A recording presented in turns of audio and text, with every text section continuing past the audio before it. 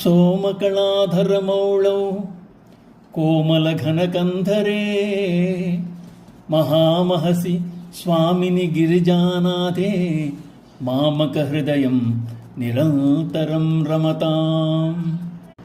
శిరమునందు చంద్రరేఖ, కోమలమైన మేఘ సన్నిభ కంఠము కలిగి సర్వనియంతయ్యై పార్వతీ పరమేశ్వర రూపమున వెలుగుచున్న పరంజ్యోతి స్వరూపమైన పరబ్రహ్మమునందు నా చిత్తము ఎల్లవేళలా విహరించుచుండుగాక. వివిధ రూపాలలో ఉన్న దేవతామూర్తులను మనం అర్చిస్తుంటాం, స్తుతిస్తుంటాం. ఏది చేయాలన్నా ఆ దేవతకు ఒక రూపం ఉంటేనే మనసు నిలిపి కొలవడం సులభ సాధ్యమవుతుంది. అలా ఒక్కొక్క రూపు తలుచుకుని చేసే పూజలు ఆయా దేవుళ్లకు చేరుతాయి.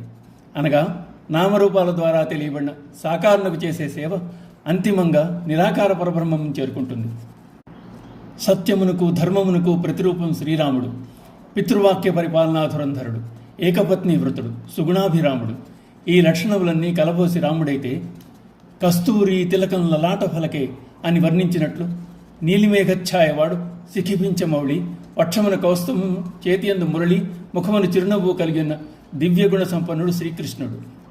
ఆ విధంగానే శిరమున చంద్రవంక, సన్నని మేఘం వంటి కంఠము, సగమేను అమ్మతో కలిసి అర్ధనారీశ్వరతత్వం మూర్తీభవించిన వాడు పార్వతీ పరమేశ్వరుడు.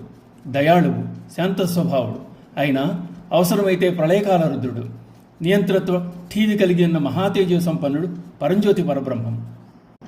నా చిత్తము అట్టి పరబ్రహ్మమునందే ఎల్లవేళలా విహరించుతుండవలనని, రమించవలనని, నిత్యానందమును అనుభవించుతుండవలనని శంకర భగవత్పాదులు తమ నిజ మనోరథమును ఈ శ్లోకమందు వెల్లడించుతున్నారు. ఓం నమః శివాయ.